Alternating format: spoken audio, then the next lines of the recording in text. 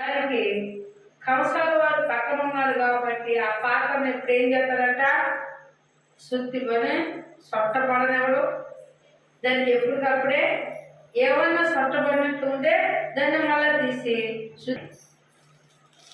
నీ వైపు నేను చూస్తున్నాను కాబట్టి ప్రభా దేవుడు ఒక మాట అన్నాడు, నువ్వు నా యొద్దకు రా, నేను నీ యొద్దకు వస్తా. నువ్వు నా యొద్దకు వస్తే నేను కూడా నీ యొద్దకు వస్తాను. నువ్వు నా మాట వింటే నేను కూడా కార్యం నెరవేర్చుతాను.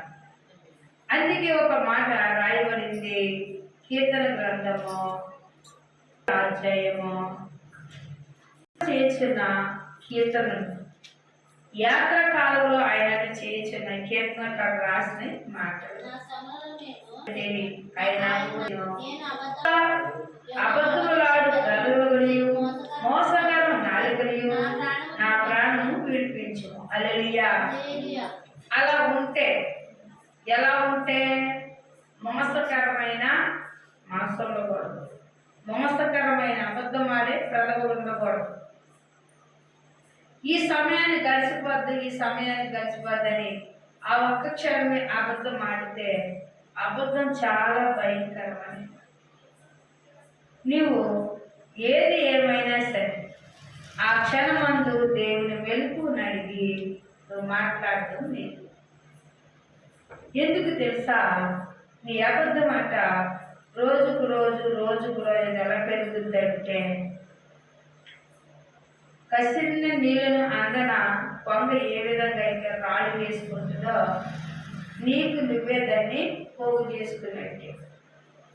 ఆ కొంగ వేసిన ఆ యొక్క ఒక కడవలో వేసిన ఆ కొంగ వేసిన ఆ రాళ్ళు దప్పుకి తీర్చుకోవడానికి వేసిందేమో కానీ నువ్వు వాడే అబద్ధం మాత్రమో నీ దప్పుకి తీరదు. అందుకే ఇక్కడ అన్నాడు, నా శ్రమలో నేను యెహోవాకు మొరపెడితిని, ఆయన నాకు ఉత్తరమిచ్చెను. యెహోవా అబద్ధములాడు పెదవులను అడుగుతాడు, అయ్యా నేను అబద్ధం ఆడకూడదు, మోసకరమైన జీవితం ఉండకూడదు. నీతో ఉన్నప్పుడు నీ సావాసం యథార్థంగా ఉండాలి. నీతో ఉన్నప్పుడు నేను ఎలా ఉండాలి అంటే నీకు ఇష్టలుగా ఉండాలి. ప్రార్థన చేశాను. నా నోట నింపితేనే ఇద్దరు సిద్ధం అవ్వగలరు, లేకపోతే మనం ఎంత చేసినా మన ప్రార్థన అంగీకారము కాదు అని అన్నాడు. నువ్వు ప్రార్థన చేసినప్పుడు ఎలా ఉండాలి అంటే యథార్థముగా ఆయనకి వినబడినట్లు ఉండాలి. నువ్వు ప్రార్థన చేసినప్పుడు తండ్రితో నీ సావాసం ఎలా ఉండాలి అంటే ప్రియారా ఆయన నిన్ను వాళ్ళలాగా ఉండాలి. ఆయన త్రావులను నడుచువాడు నిశ్చయముగా నువ్వు నీ చేతులు కష్టార్జితమే అనుభవించదువో. హల్లెలూయా.